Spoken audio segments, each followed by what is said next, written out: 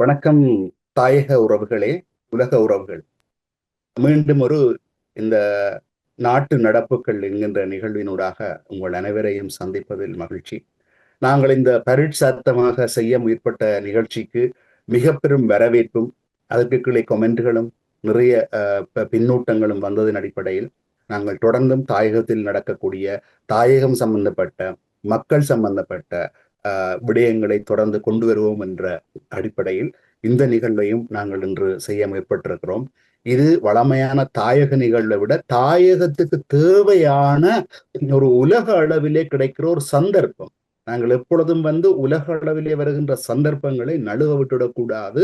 ஏனென்றால் நாங்கள் கடந்த காலத்திலே விட்ட தவறுகளும் அதில் ஒன்றாக இருக்கக்கூடும். அதை தவறவிடக்கூடாது என்றதுக்காக அருஸ் அவர்கள் ஹாங்காங் நாட்டு பல்கலைக்கழகம் உண்டு இலங்கையினுடைய பிரச்சனையிலே உள்ள இந்த தமிழர்களினுடைய பிரச்சனையை மையப்படுத்தின ஒரு ஆய்வு சம்பந்தமாக ஒரு தகவலை வெளியிட்டிருக்கிறது. அந்த ஆய்வை பயன்படுத்தி கொள்ளுமாறும் வெளியிட்டிருக்கிறது. அந்த தகவலை அருஸ் அவர்கள் சர்வதேச ஆய்வாளர், இராணுவ புலனாய்வு ஆய்வாளர் தொகுத்து உங்களுக்காக தருகிறார். நாங்கள் வெறும் ஆயுத போராட்டம் மௌனித்ததென்றதில்லை, தொடர்ந்தும் அரசியல் ரீதியாகவும் கருத்து ரீதியாகவும் தகவல் ரீதியாகவும் போராடி தகவலை மக்களுக்கு கொண்டு போக வேண்டிய சூழ்நிலை இருக்கிறோம். அப்படியான முக்கியமான தகவல் ஒன்றை இப்பொழுது அரோஸ் வெளிக்கொண்டு வருகின்றார். வணக்கம் அரோஸ், நீங்கள் கொண்டு வர போன்ற விடயத்தை தெளிவாக மக்களுக்கு கூறுங்கள். இது ஒரு முக்கியமான விடயம், மக்களுக்கு எல்லாம் தெரிய வேண்டிய விடயம், கூறுங்கள். வணக்கம் அருள். இலக்கு நேர்களுக்கு அன்பு கலந்த வணக்கம். இது ஒரு முக்கியமான விடயம்.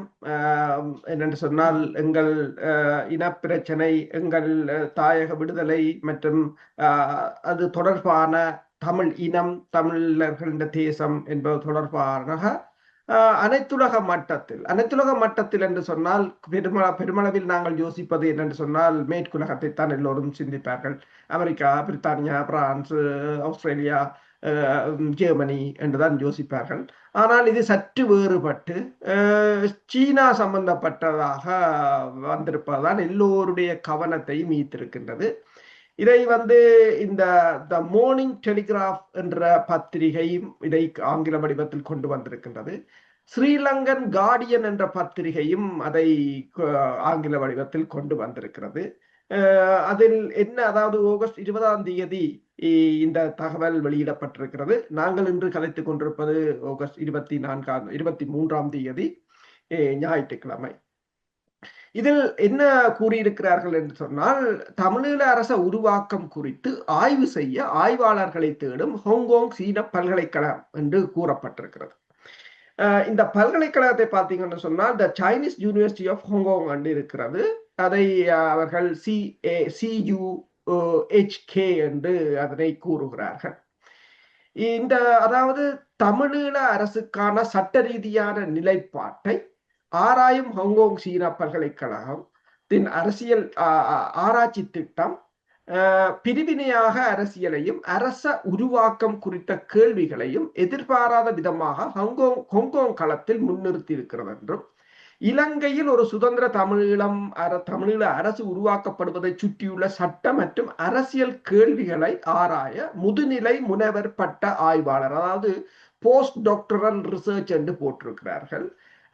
உண்மையில் நீங்கள் பார்க்கலாம், அண்டர் கிராஜுவேட் ரிசர்ச், அதற்கு பிறகு மாஸ்டர்ஸ் அல்லது எம்ஃபில் என்று சொல்வார்கள், அதற்கு பிறகு PhD என்று கூறுவார்கள். அதற்கு பிறகு PhDக்கு பிறகு வாரது PhD செய்தாக்கள் வெவ்வேறு யூனிவர்சிட்டியில போஸ்ட் டாக்டரேட் ரிசர்ச்சை செய்வார்கள் என்று செய்வார்கள்.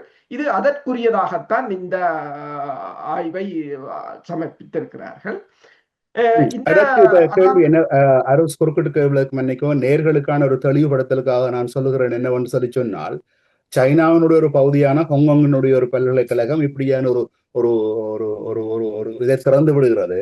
ஆராய்ச்சியாளர்கள் உள்ளே வாருங்கள், அதிலே நீங்கள் மாஸ்டர்ஸ் என்கின்றது பட்டதாரிகளுக்கு பின்னர் அடுத்தது முதுநிலை பட்டதாரிக்கு ஆய்வு செய்ய வாருங்கள், அல்லது உங்களோட PhD என்றது முனைவர் அல்லது கலாநிதி பட்டத்துக்கு ஆய்வு செய்ய வாருங்கள், பணம் தருகிறோம், ஆனால் உங்களுடைய நியாயமான கோரிக்கையை முன்வையுங்கள் என்பதுதானே உங்களுடைய இந்த நிகழ்வினுடைய முக்கியமான நோக்கம். உண்மைதான். அவ்வாறுதான் அப்ப அவர்கள் கூறுகிறார்கள் என்று சொன்னால், இப்ப இங்கே நீங்கள் பார்த்தீர்கள் என்று சொன்னால், பிஹெச்டிக்கோ ஸ்காலர்ஷிப் எடுத்து வரும்போது அதற்கு கிராண்ட் கொடுப்பார்கள். கிராண்டை அப்ளை பண்ணி எடுக்கணும். அதை வைத்துக்கொண்டு நாங்கள் அவர்கள் தருகின்ற தலைப்புகளில் ஆய்வுகளை செய்து அதற்குரிய தீசிஸை, இப்ப பிஹெச்டி என்று சொன்னால் கிட்டத்தட்ட 250 பக்கம் வரும். அந்த தீசிஸை சமர்ப்பிக்க வேண்டும். மூன்று 3 hours வந்து வாய்வா இருக்கும். அது அதில் தொடர்பாக கேள்விகளை கேட்பார்கள். அது மட்டுமல்லாது இதில் செய்யப்பட்ட ஆய்வுகளை வந்து அனைத்துலக தர ஜேர்னல்களில் பப்ளிஷ் பண்ணுவார்கள். அது வந்து இன்டர்நேஷனலா ரெகக்னைஸ் பண்ணப்பட்டதாக இருக்கும். இப்ப இதுல செய்கின்ற ஆய்வு கூட அனைத்துலக ஸ்டாண்டர்டில் இருக்கிற ஜேர்னல்களில் பப்ளிஷ் பண்ணுவார்கள். ஆனால் பிரச்சனை என்னவென்று சொன்னால், இப்ப நீங்கள் சொன்ன போதுதான் நான் இன்னொன்றையும் கூற வேண்டும். இதை அவர்கள் கோல் பண்ணி இருக்கிறார்கள். ஆனால் இதில் வந்து நாடு கடந்த தமிழீழ அரசாங்கமும் இதில் இணைந்திருக்கிறது. அதாவது சிஎச்யுவின் இந்த சட்டத்துறையின் மூலமான பேராசிரியர் அலெக்ஸ் கிரீன் காட்டுதலில் கீழே நடத்தப்படும் இந்த திட்டம் தமிழீழ நாடு கடந்த அரசாங்கத்துடன் டிரான்சிஷனல் கவர்மெண்ட் ஆஃப் தமிழீழம் என்று சொல்லப்படுகிறது இணைந்து மேற்கொள்ளப்படுகிறது என்றும், இலங்கை ஜனநாயக சோசலிச குடியரசுக்குள் ஒரு சுதந்திர தமிழீழ அரசு உருவாக்கப்படுவதை சுற்றியுள்ள தற்போதைய அரசியல் மற்றும் சட்ட ரீதியான உரையாடல்களை ஆராய்வதும், அத்தகைய அரசை உருவாக்குவதில் உள்ள சட்ட ரீதியான சவால்களை மதிப்பிடுவதற்குமான ஒரு வெளிப்படை நோக்கமாகத்தான் இது கொண்டு வரப்பட்டிருக்கிறது. நான் நிறுத்தி வச்சு கேள்வி கேட்க வேண்டும் என்னவென்றால் அரசு இலங்கையிலே பிரிவினவாதத்தை கோருதல் சட்டவிரோதம், பிரிவினவாதத்தை பற்றி கதைத்தல் சட்டவிரோதம் என்ற சட்ட சிக்கலுக்குள்ளே இந்த ஆராய்ச்சியாளர்கள் வருவார்களா என்று எனக்கு பலவேருக்கு சந்தேகம் வரக்கூடும் தானே. இதை பார்க்க போனால் நாங்கள் தமிழம் என்ற சொற்பிரயோகம் வருகிறது. சில நேரத்தில் நீங்கள் பார்த்தீங்கன்னா கூகுள்ல யூடியூப்ல அடிக்கைகளெல்லாம் அந்த சொற்பிரயோகத்தை ஹைட் பண்ணது அல்லது அடிக்க விடாது அல்லது என்றால் அப்படியான தகவல்களை நீக்குகிறது அல்லது அந்த அவர்களை 30 நாட்களுக்கு பயன்படுத்த விடாமல் தடுக்குது. அந்த சந்தேகத்தையும் தீர்த்து கொண்டு நீங்கள் அதுக்கு அடுத்தது தொடர்வது நல்ல நினைக்கிறீர்கள் என்றால், நீங்கள் ஆராய்ச்சியை பற்றி தெளிவுபடுத்துறீங்கள், ஆராய்ச்சிக்கு நிதி ஒதுக்கி இருக்கிறார்கள் சொல்லுகிறீர்கள், சர்வதேச தரத்திலே பிரசுரிக்கப்பட போகுதுன்னு கூறுகிறீர்கள். ஆனால் இலங்கையில் இருக்கிறவர்கள் இந்த ஆராய்ச்சிக்கு குறிப்பாக யார் தகமையுடையவர்கள் என்று சொல்லி சொன்னால், பொலிட்டிக்கல் சயின்ஸ் என்ற வகையில இப்ப பொலிட்டிக்கல் சயின்ஸ்ல டிகிரி முடிச்சுட்டு மாஸ்டர்ஸ் பிஹெச்டி செய்கிறவன், பல்கலைக்கழகத்துக்குள்ள உள்ள பொலிட்டிக்கல் சயின்ஸ் என்ற டிபார்ட்மெண்ட் யாழ்ப்பாண பல்கலைக்கழகமோ இலங்கையில் உள்ள எந்த பல்கலைக்கழகத்திலையும் உள்ள அதை செய்யலாம். அல்லது லோ பக்கம் உள்ளாக்கள், லோ ஃபேக்கல்டி ஆஃப் லோ என்ற பேர்ல இலங்கையில பல பல்கலைக்கழகங்கள் இருக்குது, அவைகளும் இதுக்குள்ள செய்ய வரலாம். அவைகளுக்கெல்லாம் இது ஒரு வகையில அவையின் ஆராய்வு கட்டுரையாக பதவி உயர்வுக்கான கட்டுரையாகவும் அமையும். அதே நேரத்தில் அதுக்கான ஃபண்டும் காசு நிறைய கிடைக்க போகுதுன்றதும் இருக்குது அல்லவா. அவர்களுக்கு இந்த சந்தேகத்தை தீர்த்து விட்டு நாங்கள் இந்த நிகழ்ச்சிக்குள்ள உள்ளே போவது நல்லம் என்று நினைக்கின்றா சேரம் பயப்படுவோமா, தமிழம் என்று சொற்பிரயோகம் வருகிறது, இலங்கை அரசாங்கம் தடை செய்தது சிக்கல் வருமா என்றதையும் இருக்க தீர்த்து விட்டு போவோம். ஏனென்றா மக்களுடைய கேள்வியாக நான் அந்த கேள்வியை முன்வைக்கிறேன். அதை செய்து கூட்டங்கால போவோம் என்றான். எந்த ஒரு சொல்லையும் அவர்கள் சொல்லாடல்களை தடை செய்ய முடியாது. அவர்கள் கூடுதலாக தடை செய்வது அந்த அமைப்புகள் நிறுவனங்களைத்தான் தடை செய்கிறார்கள். இலங்கையின் அரசியலில் தலையிடுகிறார்கள், இலங்கைக்குள் ஒரு பிரிவினை அல்லது இனவாதத்தை தூண்டுகிறார்கள் என்ற வகையில் தான் அவர்கள் அதனை தடை செய்கிறார்களை பற்றிய தமிழீழம் என்ற சொல் ஓரிடமும் அது தடையாக இருக்காது. அதே சமயம் நீங்கள் பார்த்தீர்கள் என்று சொன்னால், இது ஒரு அனைத்துலக ஸ்டாண்டர்ட்ல, அதாவது அனைத்துலக ரீதியான இன்டர்நேஷனலி ரெகக்னைஸ்ட் ஒரு யூனிவர்சிட்டி இதை கோல் பண்ணி இருப்பது மட்டுமல்லாது, இந்த செய்தியை இப்ப இலங்கையில் உள்ள ஊடகங்கள் கூட, ஆங்கில ஊடகங்கள் கூட அப்படியே தான் போட்டிருக்கிறார்கள். இந்த செய்தியை அப்படியே தான் போட்டிருக்கிறார்கள். இப்ப கொழும்புல இருந்து வருகின்ற ஆங்கில பத்திரிகைகள் கூட தமிழீழம் என்று சொன்னா தமிழீழம் தான் எழுதுகிறார்கள். இப்ப யாரும் ஒருவர் அதை தொடர்பாக பேசி இருந்தால் கூட அதை அப்படியே தான் எழுதுகிறார்கள். அதில் பெரிய பிரச்சனை இருக்காது. ஆனால் இதை இப்ப தமிழர் தரப்பும் இணைந்து இதை செய்வதால் சில சமயங்களில் இதில் ஒரு பிரச்சனை இருக்காது. இதில் வேற ஆட்கள் இதற்குள் ஊடுருவது என்று சொன்னால், இப்ப இதொரு ரிசர்ச். இப்ப இதற்குள் தமிழர்கள் சென்று தமிழர்கள் அவர்களுக்கு இது எவ்வளவு தூரம் தேவை என்பதை ஆணித்தரமாக கூற வேண்டிய ஒரு களம் திறக்கப்பட்டிருக்கிறது. ஆனால் இன்னொருவர் தமிழர்களுக்கு எதிரானவரும் போய் இந்த காரணங்களால் தமிழர்களுக்கு தனி அரசு தேவையில்லை என்று ஒரு தீசிஸையும் எழுதி கொடுத்துட்டு போகலாம். இது ரெண்டும் பாசிபிள். இப்ப என்ன சொன்னால், இப்ப கடந்த 2 வருடங்களுக்கு முன்னர் இங்கு பிரித்தானிய அரசு வந்து மனித உரிமைகள் தொடர்பாக இலங்கையில் மீறப்பட்டுகின்ற இலங்கையின் மனித உரிமைகள் தொடர்பாக ஒரு ஆய்வுக்கு 55,000 பவுண்ட்ஸ்களை ஒதுக்கி இருந்தது. அது இங்கத்தே பிரித்தானியா வெளிவார அமைச்சின் இணையதளத்தில் வெளியாகி இருந்தது. அது என்னென்ன செய்ய வேண்டும், அது ஒரு ரிசர்ச், அவர்களுக்கு ஒரு டிகிரியும் கிடைக்கும், அதே சமயம் அவர்களுக்கு 55,000 பவுண்ட்ஸ் அந்த ரிசர்ச்சுக்கு கொடுப்பார்கள். அதை நான் பலருக்கும் அனுப்பியிருந்தேன். இங்கே எல்லாம் உங்களுக்கு தெரியும், மனித உரிமைகள் ஆணைக்குழுவுக்கு ஓடுகிறவர்கள் இருக்கிறார்கள், வாரவர்கள் இருக்கிறார்கள், கொலிடே போறவர்கள் இருக்கிறார்கள் என்று சொல்லி எத்தனையோ பேர் திரிகிறார்கள், போறார்கள், வாரார்கள். ஆனால் இவ்வாறானவற்றை எடுத்து அதன் மூலம் எங்களுக்கு இழைக்கப்பட்டதை, உங்களுக்கு காசும் தரும் 55,000 பவுண்ட்ஸ், அதை எடுத்து அதை செய்து அதை உண்மையில் இப்ப பிரித்தானிய அரசுடன் இணைந்து அல்லது அவர்களுக்கு எங்கள் தரப்பு பிரச்சனையை கொண்டு செல்வதற்கு நல்லொரு களமாக இருந்தது. ஆனால் அதே ஒரு சிங்களவரின் கண்ணில் அது பட்டுவிட்டால் என்ன செய்வார்? அவர் அந்த காசை எடுத்துக்கொண்டு விடுதலை புலிகள் இந்த சிறாரை படையில் சேர்த்தார்கள், சுட்டார்கள், கொன்றார்கள், கொழும்பில் குண்டு வைத்தார்கள் என்று சொல்லி எங்களை எழுதி தூற்றி விட்டு போவார்கள், காசையும் எடுத்துக்கொண்டு. அப்ப இன்னொரு வகையில் கூறினால் தமிழரை பயன்படுத்தியே தமிழருக்கு எதிராக எழுத வைத்து விட்டால் என்ன நம்பிக்கையாக வரும் அல்லவா? உண்மைதான். தமிழர்களே காட்டி கொடுப்பவர்கள் இப்பவர்களை பயன்படுத்தி தவறுகளை ஆராய்ச்சி செய்த வச்சு தமிழனே தமிழன் பற்றி பிள்ளையாக சொல்லுகிறான் என்ற ஒரு வாதத்தை முன்வைத்து கூட ஆதாரபூர்வமாக கட்டுரை நிரூபிக்கலாம் அல்லவா? உண்மைதான். இங்க சுவிஸ்ல கடந்த வருடம் ஒரு மிகப்பெரிய ஒரு பிரச்சனை எழுந்திருந்தது. சுவிஸ் அரசு ஒரு ஆவணத்தை தயாரித்திருந்தது. அந்த ஆவணம் முற்று முழுதாக தமிழர்களுக்கு எதிரானது ஒன்று. ஆனால் கிட்டத்தட்ட சொல்லியிருக்கிறார்கள் 48 சாதிகள் இருக்கிறது இலங்கையில் என்று சொல்லி, தமிழர்கள் தாயகத்தில் என்று சொல்லி.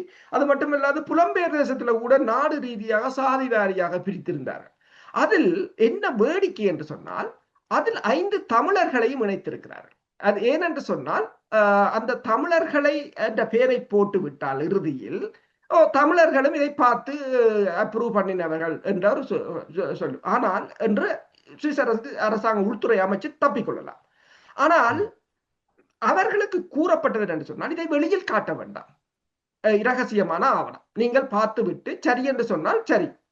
ஆனால் அதுக்கு போன ஒருவர் எனக்கு கொண்டு வந்த எனக்கு அனுப்பியதில் அதை நான் இந்த ஊடகத்தில் கொண்டு வந்தது, அது சுவிஸ் அரசுக்கு பிரச்சனையாகி போய் என்னென்று தாங்கள் தந்த அறிக்கை வெளியில் போனது என்ற ஒரு கேள்வி எழுந்திருந்தது அவர்களை. நான் கூறினேன், நீங்கள் உங்கள் 5 பேரை பற்றி அந்த அறிக்கை எழுதியிருந்தால் எங்களுக்கு அது பிரச்சனை இல்லை, ஒட்டுமொத்த தமிழர்களையும் பற்றி எழுதுகிறீர்கள், அதை யாரும் கேள்வி கேட்கலாம் என்ற நிலை. பிறகு அந்த ஆவணம் வந்ததோ வரையிலையோ எனக்கு தெரியல, அது எப்படி போயிட்டு. ஆனால் இதே போலதான் இப்ப இவ்வாறான சந்தர்ப்பங்கள் இப்ப இதுல பாத்தீங்கன்னு சொன்னால், இந்த இங்கு வந்து இங்கு கூறப்பட்ட இந்த சம்பவம், இந்த திட்டத்தை சர்வதேச சட்ட அரச உருவாக்கம், அதாவது ஸ்டேட் குட் என்று சொல்றது, மற்றும் அரசியல் சமூகம் குறித்த கல்விசார் விசாரணையின் மையத்தில் இந்த ஆய்வை வைக்கிறது என்று சொல்லியும், இதன் முக்கியத்துவம் வெறுமனவே ஆராயப்படும் பொருளில் மட்டுமல்ல, அந்த ஆராய்ச்சி எங்கு நடத்தப்படுகிறது மற்றும் எந்த நிறுவன கட்டமைப்பின் மூலம் இது முன்னெடுக்கப்படுகின்றது என்பது இங்கு முக்கியமானது என்று கூறுகிறார்கள்.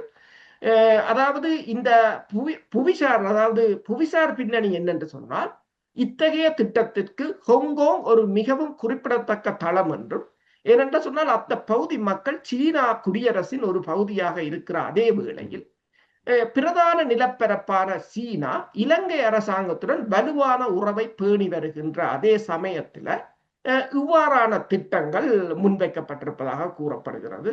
ஆனால் இதை கொண்டு வருபவர் வந்து ஒரு இந்த கேம்பிரிட்ஜ் பல்கலைக்கழகத்துடன் கூட நெருங்கிய தொடர்பை உடையவர் என்றுதான் கூறப்படுகிறது. ஏனென்று சொன்னால், இந்த திட்டத்தின் தலைவர் வந்து இதன் பேராசிரியர் கிரீன் வந்து அவர் ஒரு விருது பெற்றிருக்கிறார் 2024 ஆண்டு கேம்பிரிட்ஜ் பல்கலைக்கழகத்தில் வெளியிடப்பட்ட ஒரு புத்தகத்துக்காக. அந்த புத்தகம் என்னென்று சொன்னால், அரசியல் சமூக அரச உருவாக்கமும் சர்வதேச சட்டம் மற்றும் புதிய அரசுகளின் தோற்றமும் என்ற புத்தகம். அதாவது statehood as political community, international law and emerge of new state என்று அந்த புத்தகத்தின் தலைப்பு. இந்த நூலை அடிப்படையாக கொண்டுதான் சரி இந்த நூல் உலகத்திலேயே பாதிக்கப்பட்ட இனங்களுக்குரிய அரசியல் விடுதலையாகத்தான் இந்த நூலை அவர் எழுதி கேம்பிரிட்ஜ் பல்கலைக்கழகத்துக்களால் விருதையும் பெற்றிருக்கின்றார். அப்ப அதில் ஒரு நடைமுறையாகத்தான் இப்போது இந்த தமிழீழம் தொடர்பாக, அதாவது ஈழத்தமிழ் மக்களின் அரசியல் பிரச்சனைக்குரிய நிரந்தர தீர்வும் அது சரியான தீர்வும் தொடர்பாக இது ஆராய போகிறோம். என்றால் எங்கள்ட இப்ப இலங்கை அரசு கூறுகிறது வந்தேறி குடிகள் தோணியில் வந்தார்கள் என்றெல்லாம் பௌத்த துறவிகள் கூறினாலும் இந்த ஆய்வு எங்கு செல்லும் என்று சொன்னால் அதன் மூலப்பொருட்கள் செல்லும். அதாவது பூர்வீக குடிகளாக தமிழர்கள் இருந்தார்கள், பிரித்தானியா வந்தது, எங்களை பிரித்து ஆண்டது, பிரிந்திருந்த இரண்டு நாடுகளை ஒருங்கிணைத்தது. இப்ப நேற்று ஒருவர் பேசும்போது கூறினார், இந்தியா கூட இந்தியாவாக இருக்கவில்லை, பிரித்தானியா தான் இணைத்திருந்தது, பலவற்றை இணைத்துத்தான் ஒரு ஒன்றியமாக உருவாக்கி இருந்தது. இன்றைக்கு நேபாளம், கடந்த வாரம் ஒரு செய்தியை பார்த்தேன், நேபாளத்தின் சொல்லி இருக்கிறது தனது எல்லை பிரச்சனையில் தீர்ப்பதற்கு பிரித்தானியா அரசை நாங்கள் கூட்டியற வேண்டும் என்று. ஏனென்று சொன்னால் அந்த எல்லை தவறாக போடப்பட்டது பிரித்தானியாவின் காலடித்துவத்தில். அப்ப இப்போது அந்த எல்லை பிரச்சனை தொடர்பாக நாங்கள் பேசும்போது பிரித்தானியாவையும் கூட்டியற வேண்டும். அப்ப இதில் இன்னொன்றை நாங்களும் அதை மாற்றி கேட்கலாம். எங்கள் பிரச்சனையை தீர்க்கும் போது பேசும்போது பிரித்தானியாவை கூட்டியற வேண்டும். ஏனென்றால் நீங்கள் தான் இருந்ததை இவ்வாறான ஒரு நிலைக்கு கொண்டு வந்து விட்டீர்கள் என்று. இப்ப இதே இந்த தற்போதைய இந்த நிலையில் சீனா தொடர்பாக இப்ப நீங்கள் பார்க்கலாம், பெருமளவான எங்களின் நடவடிக்கைகள் மேற்குலகம் சார்ந்துதான் இருக்கின்றது. எனவேதான் இந்தியா கூட புலம்பெயர் அமைப்புகளுடன் ஒரு நெருங்கிய தொடர்பை பேண இந்தியா அச்சப்படுகிறது. ஏனென்று சொன்னால் புலம்பெயர் அமைப்புகள் எல்லாம் மேற்குலகம் சார்ந்தவையாகத்தான் இருக்கின்றது. மேற்குலகம் சார்ந்தவை என்றால் அவர்கள் நேட்டோ. அப்ப நேட்டோவில் இருக்கிற ஒரு அமைப்புகளுடன் இந்தியா தொடர்பை பேண பின்னணிக்கும். தமிழர் அமைப்புகளும் இப்ப ஆசிய நாடுகள், ஆப்பிரிக்க நாடுகளுக்குள் செல்வதில்லை. ஆனால் இது முதல் முறையாக சீனாவுக்குள் சென்றிருக்கிறார்கள். அது உண்மையில் ஒரு நல்ல முயற்சியாகத்தான் பார்க்கலாம். உங்கள் கருத்தின்படி ஒரு ஆயுதத்தை தூக்கி துப்பாக்கியை தூக்குவதோட இந்த பேனாயுதம் துப்பாக்கியை தூக்குவது இப்பொழுது காலம் கணிந்து வருவது போல இருக்கிறதை பயன்படுத்திக் கொள்ளுங்கள் என்பதுதான் எங்களுடைய கருத்தினுடைய சாராம்சம். உண்மைதான். என்னென்று சொன்னால் பல விடயங்கள் இதில் இருக்கின்றது. நான் தமிழிலே மொழிபெயர்த்து எல்லாருக்கும் நான் திரையிலே காட்டிக் கொண்டிருக்கிறேன். தமிழ் மொழிபெயர்ப்பு முழுமையாக வந்து கொண்டிருக்கிறதா? உண்மைதான். நீங்கள் சொன்னது போல சில விடயங்களை கூறுவார்கள். பெரும் போராட்டங்களாக நாங்கள் வீதிகளில் இறங்கி செய்வதை விட ஒரு டின்னர் டேபிளிலேயே முடித்துவிட்டு போகலாம் என்று கூறுவார்கள். அதற்குரிய அது ராஜதந்திரம் என்று கூறுவார்கள். என்னென்று சொன்னால் நாங்கள் காய்களை நகர்த்துவது எவ்வாறு? இப்ப இலங்கை அரசை பார்த்தீர்கள் என்று சொன்னால், அமெரிக்காவை வழிகொண்டு வர வேண்டும் என்று சொன்னால் அமெரிக்காவுடன் போய் காலில் விழுவதில்லை, சீனாவிடம் ஓடுவார்கள். அமெரிக்கா தன் வாழ்ல வரும். சீனாவை வழிகொண்டு வர வேண்டும் என்று சொன்னால் இந்தியாவுடன் சேருவார்கள் அல்லது அமெரிக்காவுடன் சேருவார்கள். அப்ப அதனாலதான் எல்லா உறவுகளையும் ஒரு நடுநிலைமையாக வைத்திருப்பார்கள். அதை அவர்கள் தங்களுடன் மொழியில் கூறுவார்கள் அணிசேரா கொள்கை என்று. இப்ப இன்று கொழும்பிலிருந்து வெளிவந்த வார ஏடுகளின் முதலாவது தலைப்பு என்னென்று சொன்னால், இலங்கைக்கும் இந்தியாவுக்கும் இடையிலான புரிந்துணர்வு ஒப்பந்தத்தை விரைவுபடுத்துவதற்காக அடுத்த மாதத்தின் முதல் வாரத்தில் இந்தியாவின் பாதுகாப்பு அமைச்சர் ராஜ்நாத் சிங் வேகமாக இலங்கைக்கு வருகிறார். இதுதான் முதலாவது தடவையாக இந்தியாவின் பாதுகாப்பு அமைச்சராக பதவியேற்ற ராஜ்நாத் சிங் இலங்கைக்கு வருவது இதுதான் முதல் தடவை என்று கூறுகிறார். அதாவது அனுரகுமார திசாநாயக்கா பதவியேற்ற பிறகு. கடந்த வாரம் இந்தியாவின் வெளிவார செயலாளர் விக்ரம் மிஸ்ரி வந்திருந்தார். அவர் பேசிய போது தமிழர் தரப்பிலிருந்தும் இந்திய தூதுவருடன் அவர் வருவதற்கு முன்னர் இந்த அவர் இந்திய தூதுவரை சந்தித்து தங்கள் பிரச்சனைகளை கூறியிருந்தார். ஆனால் அந்த பிரச்சனைக்கு பிறகு நீங்கள் பார்த்தீர்கள் என்று சொன்னால் இரண்டு தரப்பும் பேசிய பிற்பாடு அறிக்கைகள் வெவ்வேறு விதமாகத்தான் வந்திருந்தன. என்னென்று சொன்னால் ஒரு அறிக்கை, அதாவது வளமையாக இரு நாடுகள் கதைத்த பிற்பாடு வெளியிடுகின்ற கூட்டறிக்கை ஒரே பாணியில் இருக்கும். ஆனால் கொழும்பிலிருந்து வெளிவருகின்ற சண்டே டைம்ஸ் போட்டிருந்தது, இந்தியாவும் இலங்கையும் எப்போதும் கதைத்த பிற்பாடு வெளிவருகின்ற அறிக்கைகள் வெவ்வேறு திசையில் தான் இருப்பதுண்டு, ஒரு கருத்தில் இருக்கா. ஏனென்றால் இந்தியாவின் அறிக்கையில் மாகாண சபை தேர்தல், தமிழர்களின் பிரச்சனை தொடர்பாக பேசப்பட்டிருந்தது, 13வது திருத்தம். இலங்கையின் அறிக்கையில் அது எதுவும் இல்லை. அப்ப விக்ரம் மிஸ்ரி என்ன கூறினார் என்று சொன்னார், நான் கதைத்தேன், அனுர் குமார் சேனாக்காவுடன் நான் கதைத்தேன், இலங்கை அரசு அதை இருட்டடிப்பு செய்து விட்டது. இப்போ திருப்பி அவர் வந்த பிற்பாடு இப்போது பாதுகாப்பு அமைச்சர் வருகிறார். பாதுகாப்பு அமைச்சர் என்ன சொல்கிறார் என்று சொன்னால், இந்த திருகோணமலையின் எரிசக்தி திட்டம், அதாவது சம்பூரின் எரிசக்தி திட்டம், சூரிய மின்சார திட்டம், மற்றது காங்கேசன் துறையின் சிமெண்ட் ஃபேக்டரி, மற்றது காங்கேசன் துறைமுகத்தின் விரிவாக்கம், பலாலி துறை வான்படை தளத்தின் விரிவாக்கம் போன்றவை எல்லாவற்றையும் மிக விரைவுபடுத்த வேண்டும் என்று சொல்லியும், ஸ்ரீலங்காவின் யுனிக் டிஜிட்டல் ஐடென்டிட்டி ப்ராஜெக்ட் என்று சொல்கின்ற அந்த ப்ராஜெக்டையும் தாங்கள் விரைவுபடுத்த வேண்டும் என்றும் இப்போது வந்து நிற்கிறார்கள். இது என்ன முக்கியத்துவம் வாய்ந்தது என்று சொன்னால், இந்த மெக்கா ஒப்பந்தம் என்றதை பாகிஸ்தானும் துருக்கியும் சவுதி அரேபியாவும் இணைந்த பிற்பாடு இந்தியா, இஸ்ரேல், கிரீஸ் போன்ற நாடுகள் இணைந்து தாங்கள் ஒரு உடன்பாட்டை மேற்கொள்ள இருப்பதாகவும், அந்த உடன்பாட்டுக்கு இலங்கை முக்கியத்துவம் வாய்ந்தது என்றும் இப்போது இலங்கைக்கு வந்த ஒரு இஸ்ரேலிய பல்கலைக்கழகத்தின் பேராசிரியர், நீங்கள் அவர்களின் நேர்காணலை நாங்கள் 2 பகுதிகளாக இலக்கு வேற இதழில் அந்த நேர்காணலின் முக்கியத்துவம் கருதி, அது ஒரு நீண்ட நேர்காணல், அதை இலக்கு வேற இதழில் 2 பகுதிகளாக போட்டிருக்கிறோம். நீங்கள் அதை படித்து பார்க்கலாம், தமிழாக்கம் செய்திருக்கிறோம். இஸ்ரேலின் பல்கலைக்கழகத்தின் பேராசிரியர் இலங்கைக்கு வந்திருக்கிறார். அவர் இதைத்தான் கூறியிருக்கின்றார், இந்த மெக்கா ஒப்பந்தத்துக்கு பிறகு இந்தியா, இஸ்ரேல் இவர்கள் இலங்கையை முக்கியத்துவமாக கருதுகிறார்கள் என்றுதான் அவரின் கருத்தாக இருக்கின்றது. இலங்கை அதன் முக்கியத்துவத்தை இப்போது உணர்ந்திருக்கிறது என்று தலைப்பை போட்டிருக்கிறார்கள். ஆனால் இப்ப நீங்கள் பார்த்தீங்கன்னு சொன்னால், நேற்று நாங்கள் இந்த உலக நகர்வுகள் நிகழ்வில் கதைக்கும் போது ஒன்றை கூறியிருந்தோம், பங்களாதேசும் இந்த மெக்கா ஒப்பந்தத்தில் இணைய போகிறது. அப்ப பாகிஸ்தானும் பங்களாதேசும் இணைந்தால் அது இந்தியாவுக்கு ஒரு மிகப்பெரிய ஒரு பூகோள ரீதியாக, பாதுகாப்பு ரீதியாகவும் அச்சுறுத்தல் என்றுதான் இந்தியா பார்க்கும். இப்ப அந்த ஒப்பந்தத்தில் பங்களாதேசம் இணைகிறது. அதை விட இந்தியாவிலே இந்த முஸ்லீம் இஸ்லாமிய மதத்துக்கு எதிரான நிறைய வன்முறைகள் நடக்கின்ற பொழுது இஸ்லாமிய நாடுகள் ஒன்றாய் சேருவது என்பதுதான் இன்னும் முக்கியமான ஆபத்து. அப்ப இந்த நிலையில் தான் இப்போது ராஜ்நாத் சிங் இப்போது திடீரென்று வருகின்றார் இலங்கைக்கு.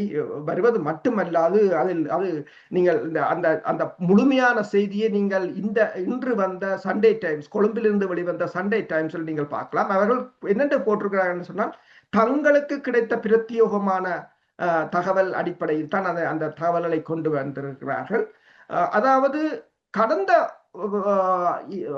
இந்திய பிரதமர் நரேந்திர மோடி வந்த போது இலங்கையும் இந்தியாவும் ஒரு பாதுகாப்பு உடன்பாட்டை ஏற்படுத்தி கொண்டிருந்ததாகவும், ஆனால் இந்த உடன்பாடு தொடர்பாக முழுமையான புரிந்துணர்வு ஒப்பந்தம் புதுடில்லியிலோ அல்லது கொழும்பிலோ பொது வழியில் வெளியிடப்படவில்லை.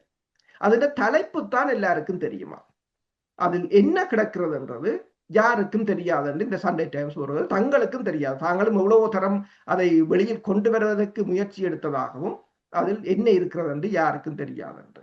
அப்ப இதில் கையெழுத்திட்டவர்களும் இந்திய தூதுவர் தான் கையெழுத்திட்டு இருக்கிறார் இந்த உடன்பாட்டில். அந்த உடன்பாட்டையும் விரைவாக நடைமுறைப்படுத்த வேண்டும் என்று இந்தியாவின் பாதுகாப்பு அமைச்சர் வருகின்றார். இந்த நிலையில் வந்து சீனாவு இப்போது இதில் முனைப்பாக இறங்கி இருக்கின்றது.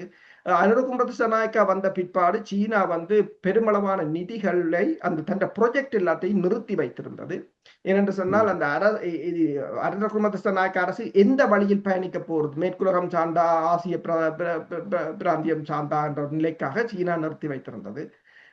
இன்று வந்து புதிதாக அமெரிக்க தூதுவரும், புதிதாக இலங்கைக்கு வந்த அமெரிக்க தூதுவரும், புதிதாக இலங்கைக்கு வந்த சீன தூதுவரும் வந்து இப்போது தங்கள் தகமைகளை அனுரகுமார திசாநாயக்காவிடம் கொடுத்து பதவியேற்க போகிறார்கள் என்ற செய்தியும் வெளிவந்திருக்கின்றது. இவ்வாறு பூகோள அரசியல் இந்த மையம் சூறாவளி வந்து இலங்கையை மையப்படுத்தி நிற்கும் போது இந்த ஹொங்கோங் பல்கலைக்கழகத்தில எடுக்கப்பட்ட இந்த நடவடிக்கை வந்து ஒரு முக்கியத்துவம் வாய்ந்ததாகத்தான் பார்க்கலாம். என்னுடைய கருத்தை நான் இந்த உங்களோட பதிவின் அடிப்படையில் முடிவெடுக்கிறேன். ஆயுதத்தை தூக்கி 30 வருடம் போராடி இழப்புகளை சந்திப்பதை விட பேனாமுனையின் மூலமும் உலக நகர்வுகளை மிக கவனமாக கணிப்பதன் மூலமும் இலகுவாக சில விடயங்களை அடைந்து விடலாம் என்பதுதான் இப்ப உலகத்தினுடைய நிலைப்பாடும் கூட. ஆகவே சந்தர்ப்பங்கள் வரும்பொழுது நாங்கள் அதை தவறவிடக்கூடாது. ஆகவே இந்த சந்தர்ப்பத்தை பயன்படுத்தக்கூடியவர்கள் பயன்படுத்திக் கொள்ளுங்கள். குறிப்பாக இந்த அரசியல் துறையில் அல்லது சட்டத்துறையிலே கற்றுக்கொண்டிருப்பவர்கள் உங்கள் மேலதிக படிப்புக்கு கூட அது உதவும். அதே நேரத்திலே அது மக்கள் பிரச்சனையாகவும் மாறும் என்றதை பயன்படுத்திக் கொள்ளுங்கள். நன்றி. இத்துடன் இந்த நிகழ்வை இந்த மக்களுக்கு இந்த தகவல் வழங்கியதற்காக மிகவும் நன்றி அருஸ். இத்துடன் இந்த நிகழ்வை நாங்கள் நிறைவு செய்து கொள்கிறோம். நன்றி, வணக்கம்.